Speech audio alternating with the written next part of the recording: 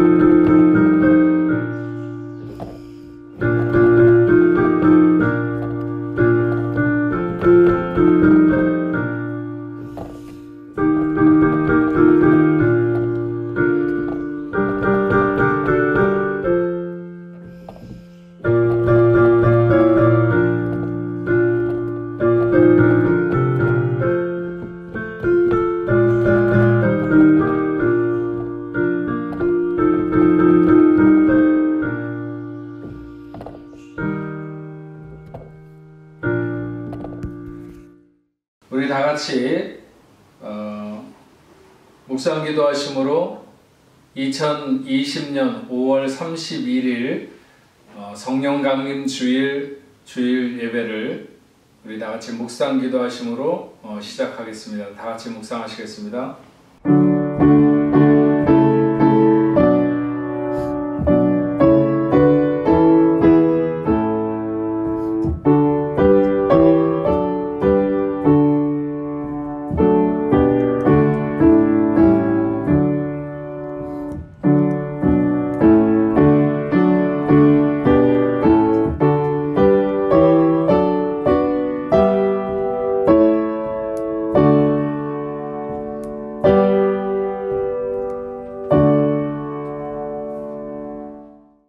그의 위에 여호와의 영, 곧 지혜와 총명의 영이요 모략과 재능의 영이요 지식과 여호와를 경외하는 영이 강림하시리니 오직 하나님이 성령으로 이것을 우리에게 보이셨으니 성령은 모든 것 곧 하나님의 깊은 것까지도 통달하시느니라. 내가 아버지께 구하겠으니 그가 또 다른 보혜사를 너희에게 주사 영원토록 너희와 함께 있게 하리니 그는 진리의 영이라.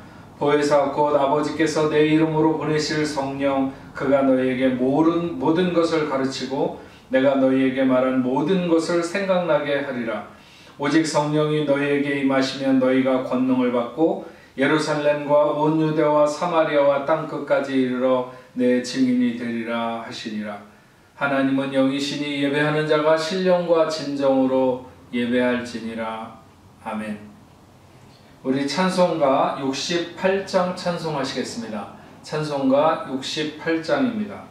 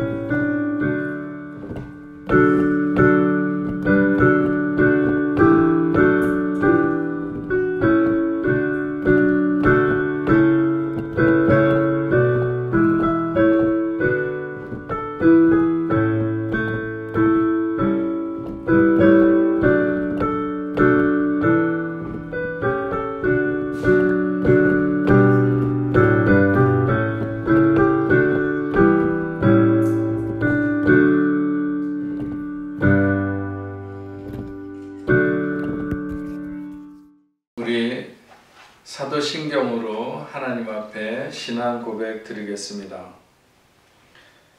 나는 전능하신 아버지 하나님, 천지의 창조주를 믿습니다. 나는 그의 유일하신 아들, 우리 주 예수 그리스도를 믿습니다. 그는 성령으로 잉태되어 동정녀 마리아에게서 나시고 본디오 빌라도에게 고난을 받아 십자가에 못 박혀 죽으시고 장사된 지 사흘 만에 죽은 자 가운데서 다시 살아나셨으며 하늘에 오르시어 전능하신 아버지 하나님 우편에 앉아 계시다가 거기로부터 살아있는 자와 죽은 자를 심판하러 오십니다. 나는 성령을 믿으며 거룩한 공교회와 성도의 교제와 죄를 용서받는 것과 몸의 부활과 영생을 믿습니다. 아멘.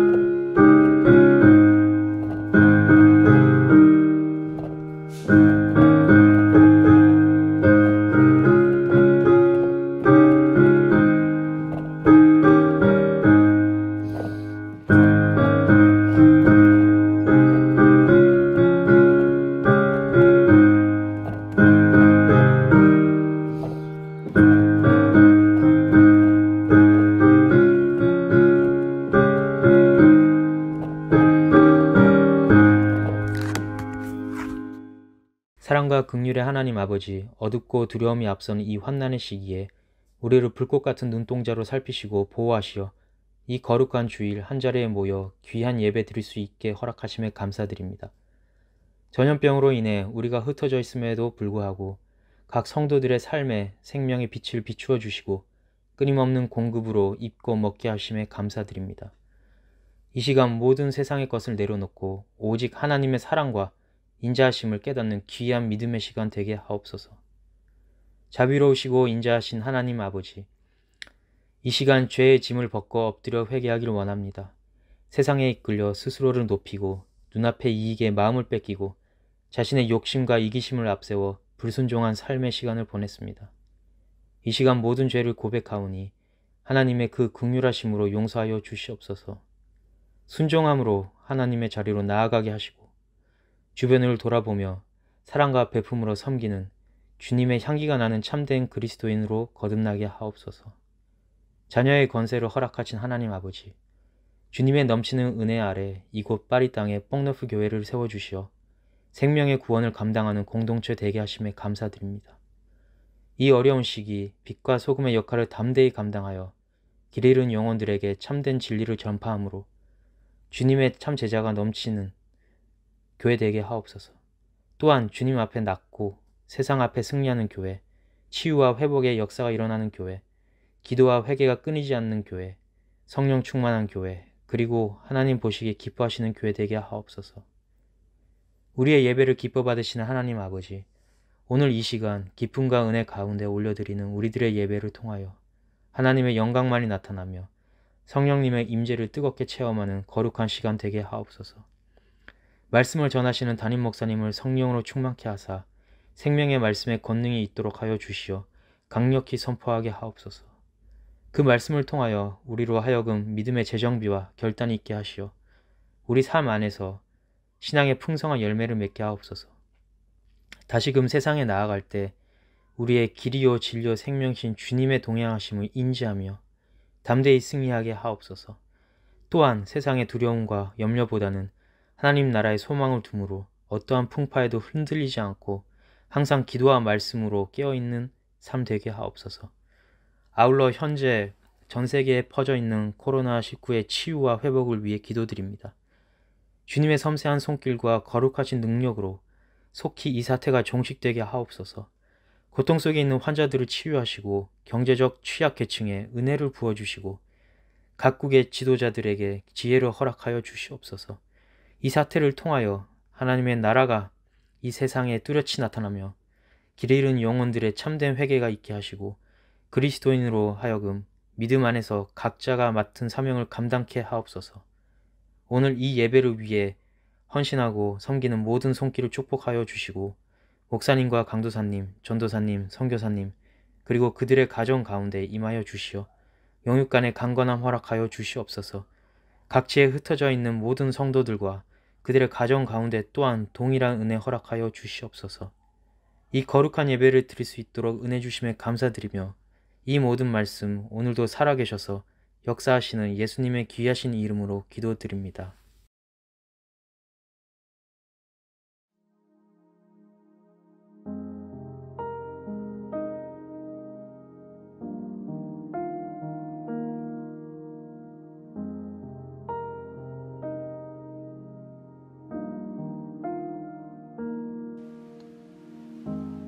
나의 소망 되신 주를 바라봅니다. 다시 오실 나의 왕 예수, 주를 기다립니다.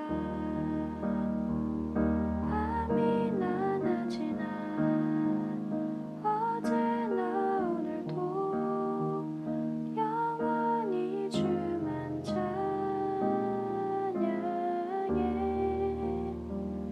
괴롭고 슬플 때 낭만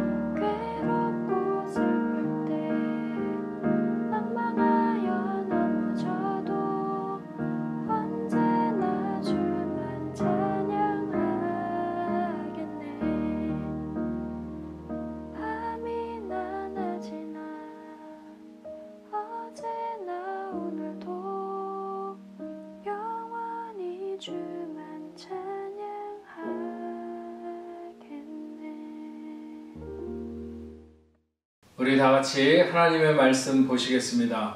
오늘 하나님께서 우리에게 주시는 말씀은 신약성경 요한복음 14장 16절부터 17절 그리고 25절부터 27절 말씀까지 보도록 하겠습니다. 신약성경 요한복음 제14장 16절 17절 말씀 먼저 읽겠습니다. 내가 아버지께 구하겠으니 그가 또 다른 보혜사를 너희에게 주사 영원토록 너희와 함께 있게 하리니 그는 진리의 영이라 세상은 능히 그를 받지 못하나니 이는 그를 보지도 못하고 알지도 못함이라. 그러나 너희는 그를 아나니 그는 너희와 함께 거하시며 또 너희 속에 계시겠음이라. 25절부터 27절 말씀까지 보겠습니다.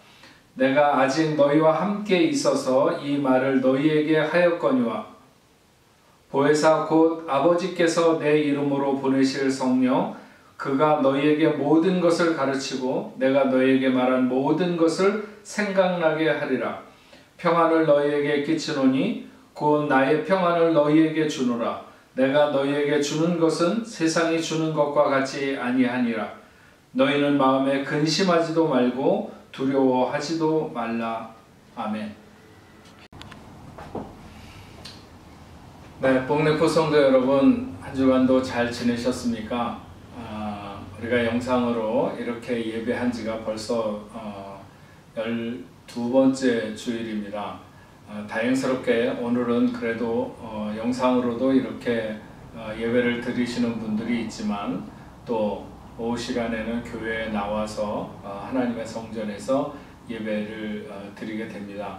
아직까지도 많은 사람들이 불안해하는 점도 있고 또 그렇게 프랑스의 전부 그 방역이 아주 잘 되어 있는 것 같지는 않습니다.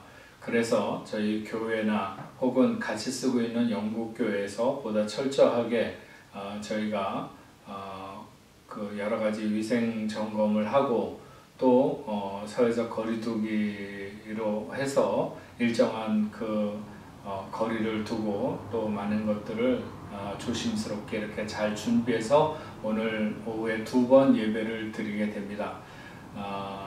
이런 시작을 통해서 빨리 모든 예배들이 정상화될 수 있도록 이렇게 되면 좋겠습니다. 오늘도 가정에서 어린 자녀들과 함께 이렇게 예배를 하시거나 오늘 교회에 나오지 못하시는 그런 분들도 동일하게 하나님의 놀라운 은혜가 있기를 바라고 또 오늘 오후에 하나님의 전에 나와서 예배하는 분들에게도 하나님의 그 놀라운 은혜가 함께 하시기를 바랍니다. 오늘은 성령 강림 주일입니다. 오늘 성령 강림 주일에 요한복음 14장에 있는 말씀으로 너희가 믿을 때 성령을 받았느냐 하는 이런 제목으로 하나님의 말씀을 함께 나누면서 우리가 은혜를 받고자 합니다. 예수님께서 승천하시기 전에 제자들에게 예루살렘을 떠나지 말고 내게서 들은 바 아버지께서 약속하신 것을 기다리라고 해서 이 명령에 순종해서 기다리다가 오순절에 마가의 다락방에 모인 120명의 성도들에게 성령이 내리게 되었고 모든 성도들이 성령 충만을 받게 되었습니다.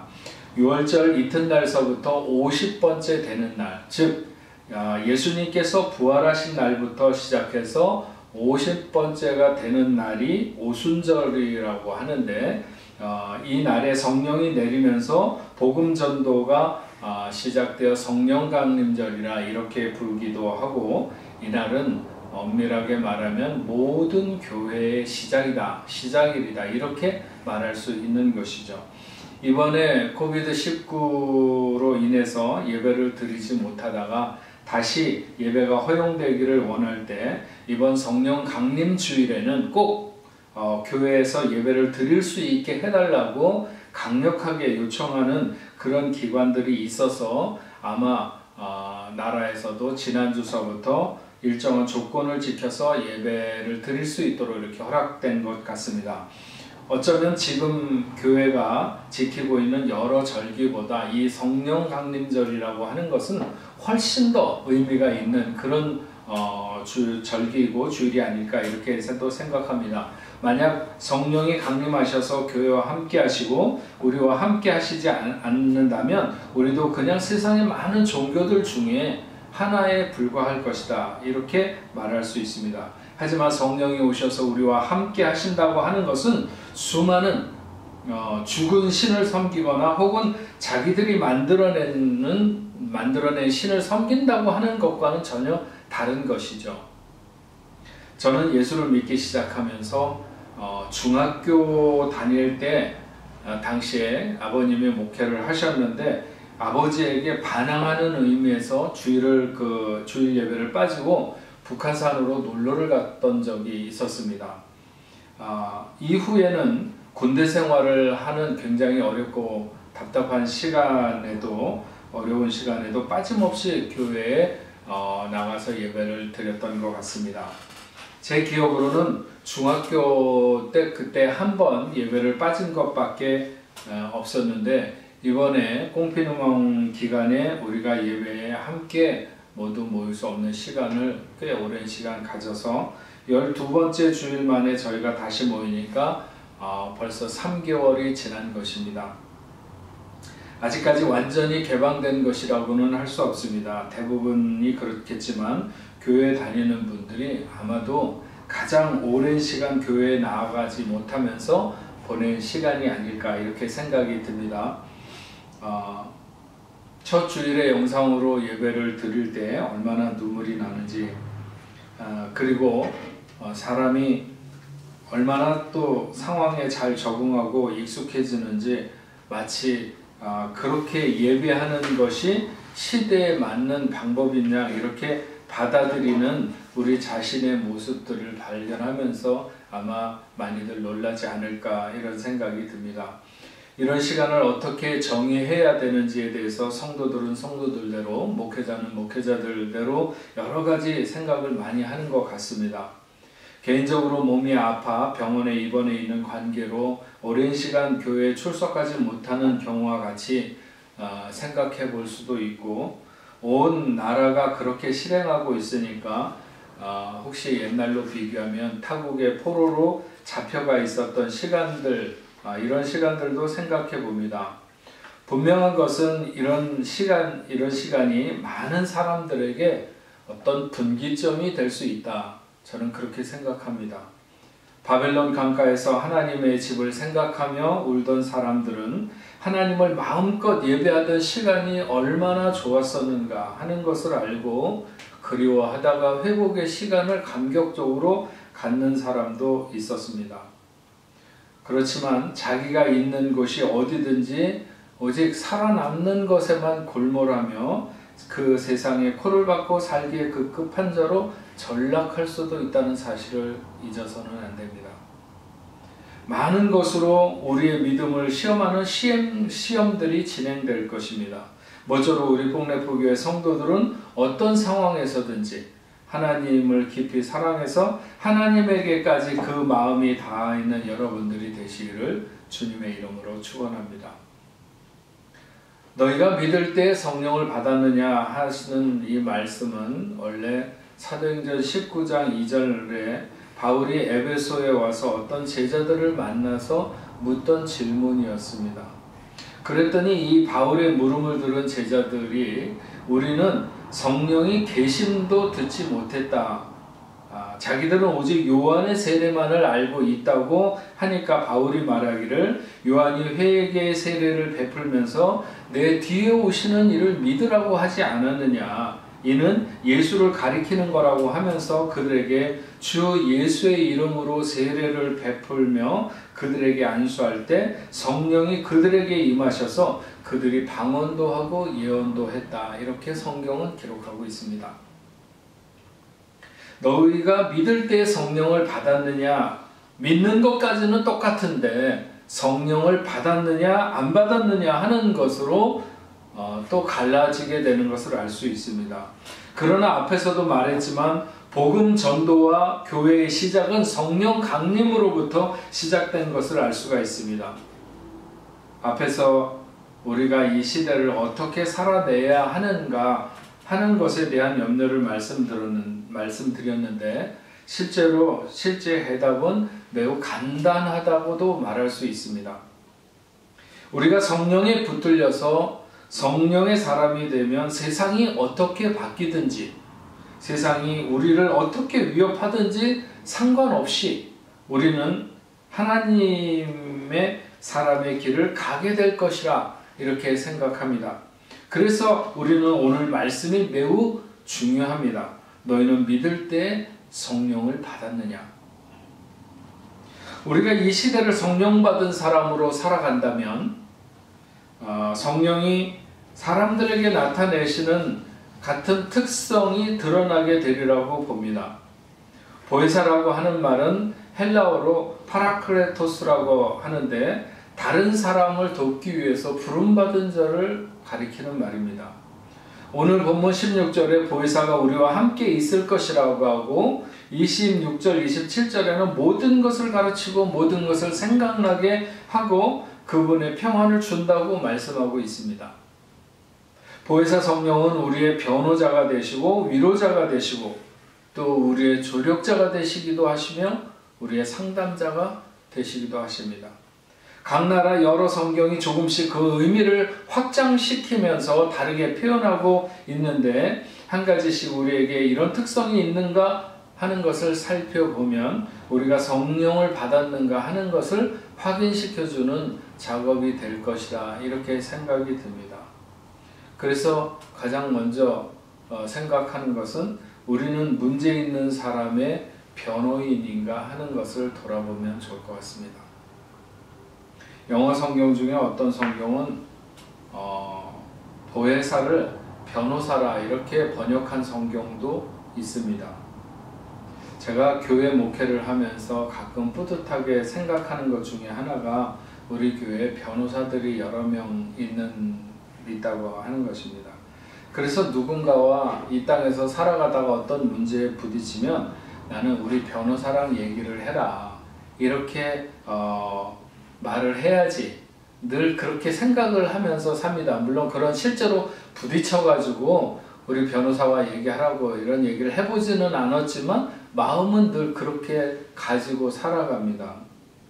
우리 교회 변호사 중에 내가 개인적으로 나하고 변호사의 관계를 계약을 체결한 사람은 없습니다.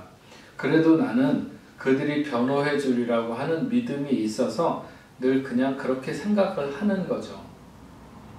지난번에 조그만 자동차 사고가 있었을 때는 김갑수 변호사님이 달려와가지고 깔끔하게 처리를 해 주었고 이번에 코로나 바이러스로 인해서 교회 월수를 좀 감해달라 이런 것들을 좀 이렇게 잘 맞춰서 편지를 쓰는 것은 노동법 전문 변호사인 송진희 변호사가 편지를 써줘서 아주 좋은 결과의 편지를 받았습니다. 변호인이 된다고 하는 것은 매우 귀한 일이죠. 요한복음 8장에 보면 서기관과 바리새인들이 행음하다가 잡힌 여자를 끌고 와서 예수님 앞에 세워놓고 이 여자를 간음하는 현장에서 잡아왔다고 말합니다. 그러면서 모세 율법에 의하면 이런 경우에 돌로 치라고 했는데 당신은 어떻게 하겠느냐고 하면서 예수께 뭔가 꼬투리를 잡으려고 하는 이런 그 마음으로 이 여자를 이용하고 있었습니다.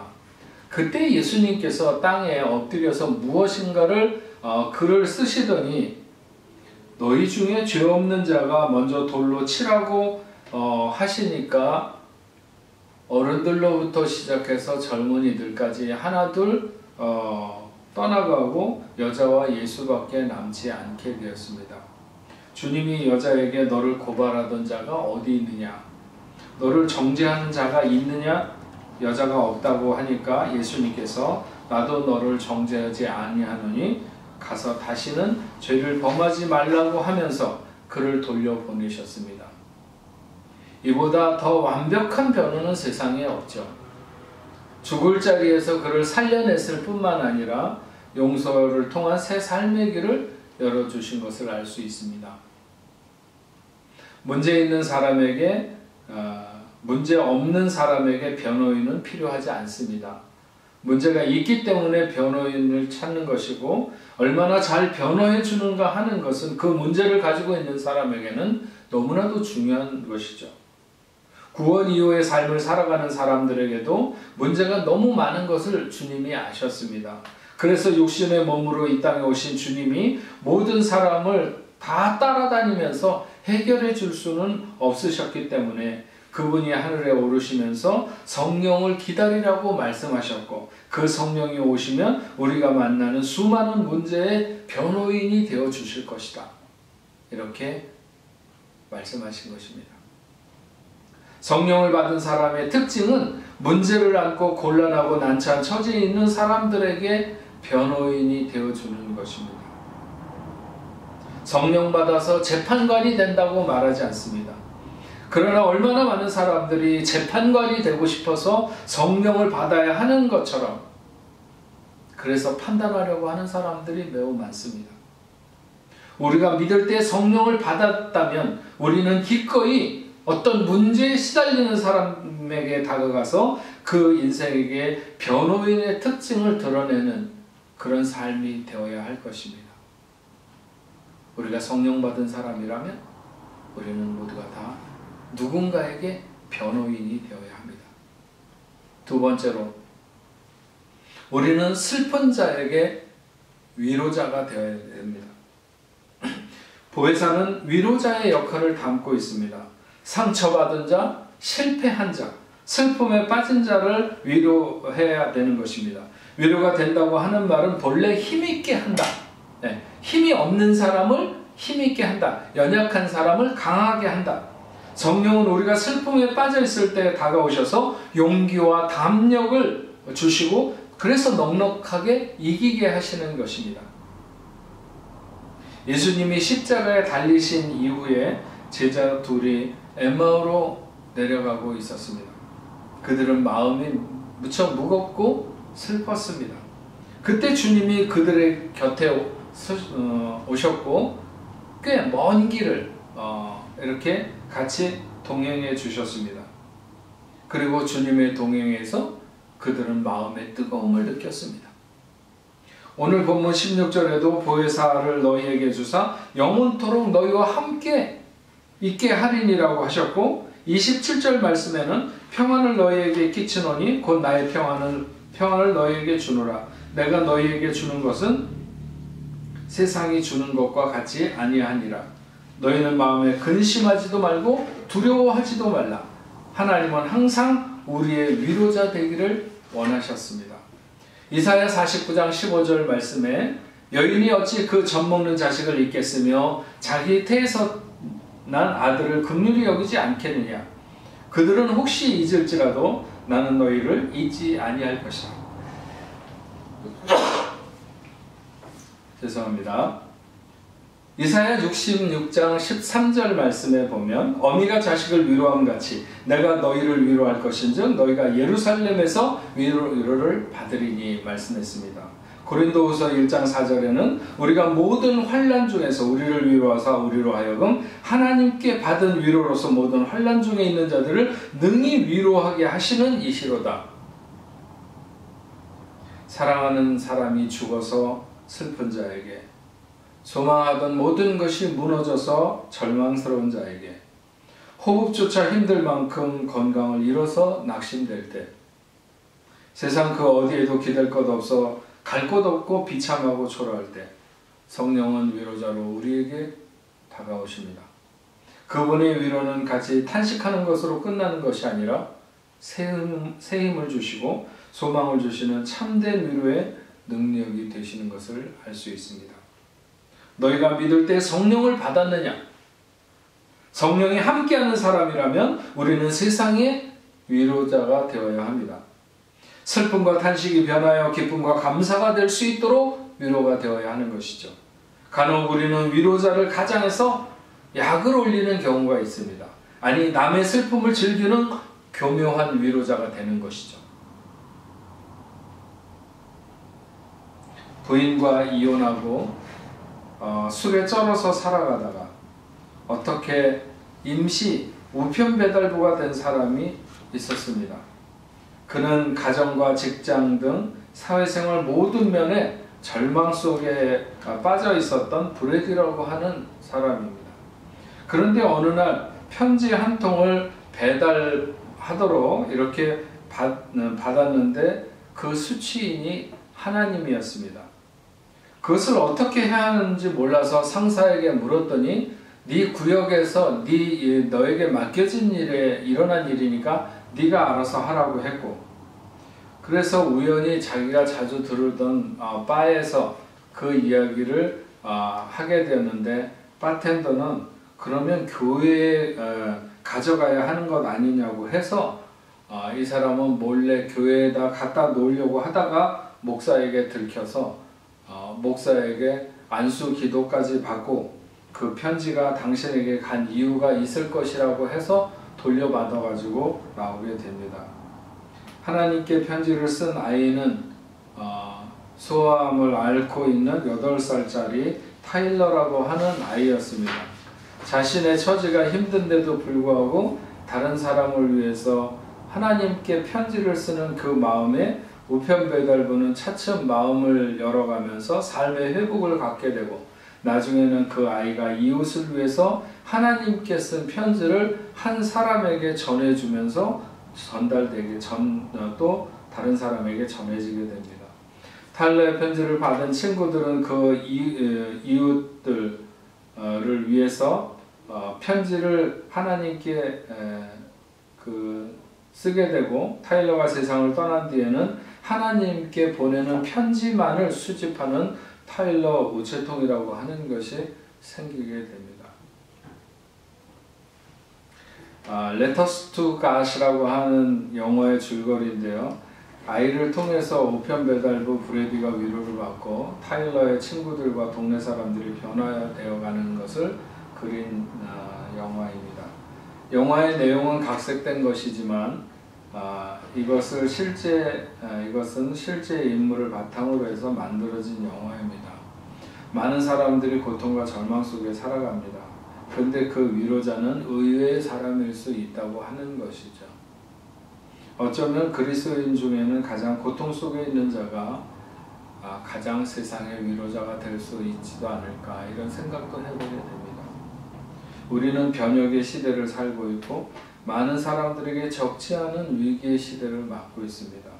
전 세계 인구 중에 공식적인 통계로 600만 이상의 코비드-19에 걸리고 37만 명 이상의 사람들이 죽어가는 속에서 우리를 지키신 하나님께 우리는 감사해야 됩니다.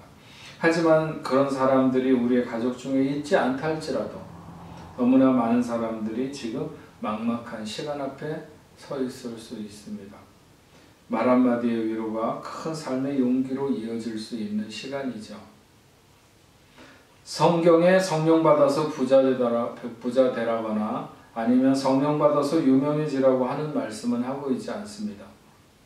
우리가 믿을 때 성령을 받았다면 우리는 고통당하는 자, 슬픔에 쌓인 자에게 위로의 삶이 될 때 우리는 성령 받은 것을 드러내게 될 수 있을 것입니다. 세 번째, 우리는 도움이 필요한 자에게 조력자가 되어야 합니다. 보혜사는 도와주시는 분입니다. 그래서 보혜사를 협조자로 표현한 성경들이 많이 있습니다. 공관복음 모두에게 기록하고 있는 기사 중에서 예수님이 바리새인들과 율법 교사들이 함께 갈릴리에 있을 때 한 중풍병자를 4명의 사람들이 침상채 메고 와서 예수님 앞에 데려가고자 했지만 사람들이 너무 많아서 데려갈 수 없을 때 지붕으로 올라가서 기와를 벗기고 그 사람을 많은 사람들 가운데 있는 예수님 앞으로 달아내렸을 때 예수님께서 그렇게 한 그 사람들, 그 4사람들의 믿음을 보시고 그 병자에게 이 사람아 내 제사함을 받았느니라 하면서 고쳐주신 기록이 나타나 있습니다. 분명히 주님은 그 병자를 메고 온 사람들의 믿음을 보시고라고 말씀하고 있습니다. 그들은 주님을 믿을 때 도움이 필요한 자에게 조력자가 되어야 한다고 하는 것을 깨닫고 있었던 사람들이죠. 자기가 낫기를 위해서 믿음을 갖는 것도 물론 중요합니다. 하지만 그것은 자기 자신을 위한 것이기 때문에 본능적인 욕구가 더해집니다. 그러나 타인을 위해서 이웃을 살리기 위해서 한 몫을 감당하는 조력자가 된다고 하는 것은 매우 아름다운 일이기도 하고 귀한 일이기도 합니다. 그런 그 사건에 비해서 요한복음 5장에 보면 베데스다 연못에 38년 된 병자가 있었습니다. 가끔 천사가 나타나 그 물을 움직일 때 가장 먼저 들어가면 병이 난다고 알려져 있습니다. 정말 그랬는지 아니면 낫고 싶어하는 사람들이 그런 공식을 만들어냈는지 모르지만 그런 말이 전해지고 있었습니다. 38년 된 병자는 아마도 그곳에서 가장 오래된 병자였을 것입니다. 예수님께서 내가 낫고자 하느냐 물으셨습니다.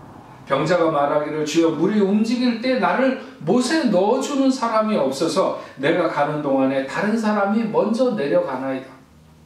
이를테면 지금까지 여러 번 찬스가 있었지만 그것을 사용하려고 하면 누군가의 도움이 있어야 하는데 그렇지 못해서 지금껏 38년 동안이나 이렇게 있었다고 하는 것입니다. 예수님이 그에게 나타나시지 않았다면 아마도 그 병자는 거기서 죽을 때까지 그렇게 있다가 병으로 죽었든지 늙어 죽었든지.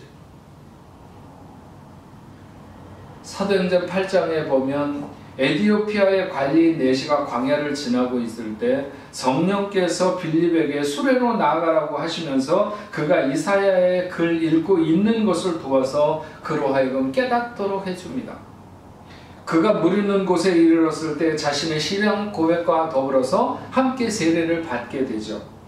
만약 성령이 빌립에게 그 내시를 도와주라고 하지 않았으면 그는 복음을 알지 못한 채 자기네 나라로 돌아가게 되었을 것이고 그에게는 기회가 더 이상 없었을 것입니다. 성령의 역사는 우리가 도움을 필요로 하는 자에게 조력자가 되기를 원한다고 하는 것입니다. 한국 사람들의 기질 중에 그런 게 있어요. 구멍가게를 해도 다 사장을 하려고 한다고 하는 말이 있습니다. 그래서 남을 지도하는 지도자나 우두머리가 되는 것은 매우 좋아합니다. 하지만 조력자가 되어서 보다 큰 일을 함께하거나 협력하는 부분에서는 매우 큰 아쉬움을 드러내는 것을 알 수 있습니다. 너희가 믿을 때 성령을 받았느냐? 무엇으로 알 수 있겠습니까? 도움이 필요한 사람에게 우리가 기꺼이 조력자가 될 때 우리가 성령 받은 사람이라고 하는 것을 알 수 있는 한 방편이라고 하는 것입니다. 네 번째, 우리는 평안을 주는 상담자가 되는가 하는 것입니다. 보혜사의 또 하나의 역할은 두려움을 몰아내고 평안을 주는 상담자가 되는 것입니다. 예수님이 십자가에 죽으셨을 때 예수님에게 예수님의 시신을 내어달라고 할 수 있었던 사람 중에 공의회원이었던 아리마대 요셉과 또 한 사람이 역시 공의회 의원이었던 니고데모였습니다. 니고데모는 한밤중에 찾아와서 자신이 어떻게 해야 구원을 얻을 수 있는가 하는 것에 대해서 주님께 물었고, 주님은 사람이 거듭나지 아니하면 하나님의 나라를 볼 수 없다고 지도하셨습니다. 니고데모는 예수님의 가르침을 통해서 그의 삶의 변화가 있었던 것이 분명합니다. 그렇지 않았으면 그가 예수님의 시신을 찾기 위해서 그렇게 담대하게 나섰을 리가 없는 것이죠. 젊은 시절부터 저는 목회자로 살아오면서 많은 시간을 하나님의 말씀을 선포하는 것에만 초점을 맞추면서 살아왔었습니다. 근데 근래 와서 자주 깨닫게 되는 것은 한 사람의 인생을 찬찬히 들여다보면서 그와 더불어 갈 길을 지도하는 그런 상담 시간의 소중함을 많이 깨닫게 됩니다. 어떤 사람은 새로운 일을 시작해야 되는 시간에 불안함을 이야기하는 사람도 있고, 어떤 사람은 무언가를 결정해야 되는 시간에 어찌할 바를 잘 몰라서 묻는 사람들도 있습니다. 때로 하나님께서 그에게 어떤 말씀을 전해주라고 하는 그런 강한 사인을 주실 때 저는 목회자로서 너무 좋고, 그래서 평안을 선물하고 믿음을 확신케 하는 게 저에게 주신 큰 사명이라고 하는 생각을 많이 갖게 됩니다. 성령은 진리의 영이라고 하셨습니다. 진리의 영은 세상이 보지 못하는 것을 보고 세상이 알지 못하는 것을 알게 합니다. 남이 보지 못하는 것을 보고 남이 알지 못하는 것을 알고 그 기다림의 시간을 평안으로 채울 수 있는 것이 바로 믿음의 사람이고 성령의 사람입니다. 너희가 믿을 때 성령을 받았느냐? 평안을 주는 상담자가 된다면 우리 안에 성령이 거하시는, 우리가 성령과 함께하는 증거를 나타내게 되는 것입니다. 성령을 받을 때 방언을 말하고 성령 예언을 하고 귀신을 쫓아내고 병을 고치는 것만이 성령 받은 증거는 아닌 것입니다. 우리가 믿을 때 성령을 받았다면 우리는 문제 있는 사람에게 변호인이 되는 것이고 슬픈 자에게 위로가 되고 도움이 필요한 자에게 조력자가 되고 평안을 주는 상담자가 되는 것으로도 우리가 성령 받은 증거를 얼마든지 사람들 앞에, 이웃 앞에, 세상 앞에 드러낼 수 있는 것입니다. 우리의 생활 속에서 이런 네 가지의 성령이 역사하시는 모습을 담아내고 있다면 우리는 이 시대 속에 성령 받은 사람으로 살아가는 증거로 충분하다. 봄래프 성도들 모두 성령으로 충만해서 성령이 우리 안에 역사하는 이런 삶을 통해서 또한 흘려보낼 수 있는 이런 귀한 그 삶의 모습들이 저와 여러분들에게 있기를 주의 이름으로 축원합니다. 기도하겠습니다. 전능하신 아버지 하나님, 오늘 성령 강림 주일을 저희가 맞아서 너희가 믿을 때에 성령을 받았느냐? 물론 우리는 성령 받았기에 주를 믿는다고도 고백하고 또 주 안에 살아가는 것을 확신케 됩니다. 그러나 좀 더 성령이 우리에게 오셨을 때 하신 역사를 우리의 삶에서도 드러내고 있는지를 돌아보게 하시고 우리 모두 다 성령 받은 증거가 삶에서 나타날 수 있도록 하나님 역사하여 주셨기를 간절히 바라고 원합니다. 문제 없는 사람이 없는데 문제 있는 사람을 만났을 때 우리는 적극적으로 그들의 변호자가 되어주는지, 슬픈 자에게 위로가 되는지, 도움이 필요한 자에게 조력자가 되는지, 그리고 평안으로 상담해서 든든하게 세워주는 사람이 되는지를 우리가 돌아보게 하시고 성령 충만으로 인하여 우리에게서 이런 것들이 흘러갈 수 있도록 그래서 세상을 살리며 우리의 이웃들을 일으킬 수 있는 능력 있는 뽕래포 성도들, 성령과 더불어 함께하는 우리 교회 성도들이 다 될 수 있도록 주님 지켜 주옵소서. 예수님의 이름으로 기도합니다. 아멘. 네, 우리 찬송가 185장 찬송하시겠습니다. 찬송가 185장입니다.